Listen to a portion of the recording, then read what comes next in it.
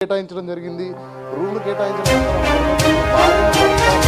వాళ్ళ కుమారుడు నివాసం ఉంటున్నటువంటి ఆ రూమ్ పై కూడా ఈ యొక్క వాల్ కూడడంతో అక్కడికక్కడే మృతి చెందినట్లయితే మన స్థానిక ప్రజలు చెప్తా ఉన్నారు. మనం చూడవచ్చు నిన్న సాయంత్రం 5:30 ప్రాంతంలో వర్షం ఒక్కసారిగా వివాదం సృష్టించిన నేపథ్యంలో అయితే వర్షం పూర్తయిన అనంతరం 6:30 నుంచి 7 మధ్యలో మాత్రం ఇక్కడ ప్రమాదం జరిగినట్టు తెలుస్తా ఉంది. ప్రమాదం జరిగినటువంటి తీరును మనం ఒకసారి గమనించినట్లయితే ఈ వాల్ ఏదైతే ఉందో ఈ వాల్ ప్రధానంగా కన్స్ట్రక్షన్ సైట్ కి సంబంధించి ఆల్రెడీ ఒక వాల్ ఉంది. ఆ వాల్కు అనుబంధంగా మరొక వాల్ ఏర్పాటు చేయడం జరిగింది.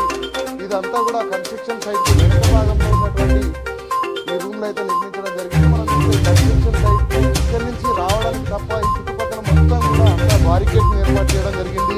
కార్మికులను ఇక్కడ 24 గంటలలో సుమారు 18 గంటలకు పైగా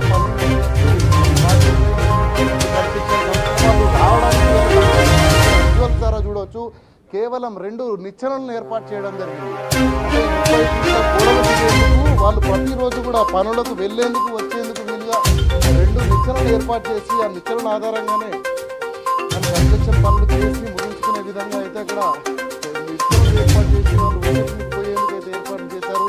ఇది చాలా బాధాకరమైన విషయం అని చెప్పొచ్చు. ఎందుకంటే సుమారు 200కు పైగా కార్మికులు పనిచేస్తున్నటువంటి ఈ సైట్లో అయితే